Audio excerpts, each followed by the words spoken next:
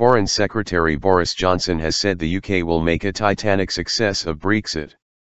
He made the remark as he was presenting an award to George Osborne at the Spectator magazine's Parliamentarian of the Year ceremony in London. After loud laughter from the audience, he clarified his comments, saying Brexit would be a colossal success. The annual ceremony from the magazine awarded Mr. Johnson the Political Comeback of the Year prize. Accepting it, he said, in the words of our great Prime Minister, "I understood that Brexit means Brexit and we are going to make a Titanic success of it." But it was not just Mr. Johnson getting the laughs. Prime Minister Theresa May paid sartorial tribute to former Chancellor George Osborne, appearing alongside him wearing a hard hat and high-visibility jacket as she accepted her Politician of the Year prize. The apparel was much favored by Mr. Osborne during his cabinet days for official visits to factories and large-scale infrastructure projects. As she accepted her award, the Prime Minister told the audience, "Oh, come on. We're all builders now." Mr. Osborne was the guest of honor, using his speech to mock himself and his party colleagues as he handed out his own real parliamentary awards.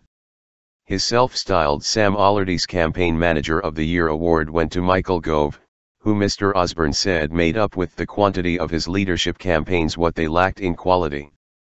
He gave his President Erdogan prize for the attempted coup that makes the leader stronger to the entire Parliamentary Labour Party, referring to the re-election of Jeremy Corbyn as leader in September. Mr. Osborne later presented Mrs. May with her Politician of the Year award. Accepting it, Mrs. May added a dig over Mr. Osborne's warnings on behalf of the Remain campaign ahead of the Brexit referendum.